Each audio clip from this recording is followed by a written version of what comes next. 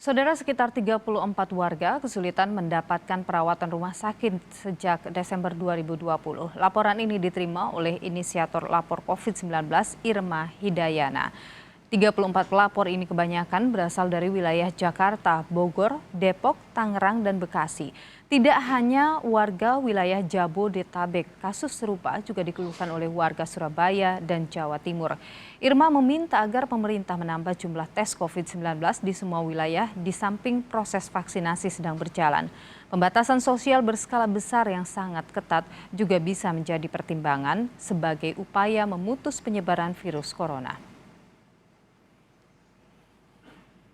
Sejak akhir Desember sampai minggu lalu, setidaknya terdapat 34 laporan warga yang meminta kami, teman-teman relawan di Lapor COVID, untuk mencarikan rumah sakit, terutama ruang ICU.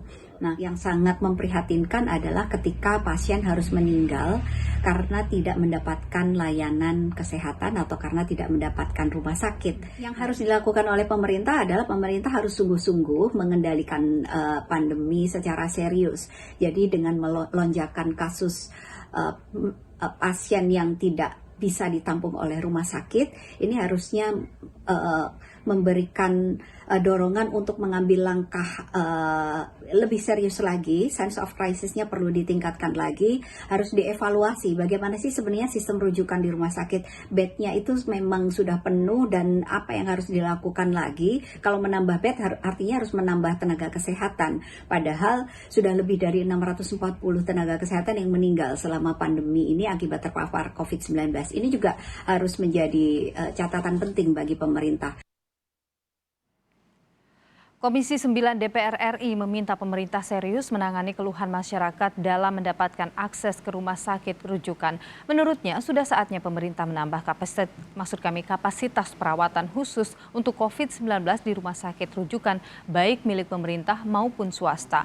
Pembangunan rumah sakit darurat juga harus ditingkatkan untuk membantu penanganan kasus COVID-19 yang masih tinggi.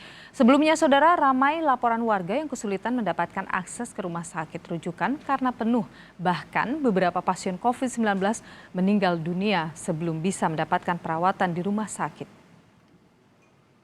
Saya meminta pada pemerintah untuk secara sungguh-sungguh mencari solusi dan jalan keluar dalam rangka menangani kurangnya tempat-tempat perawatan bagi mereka yang terpapar COVID-19.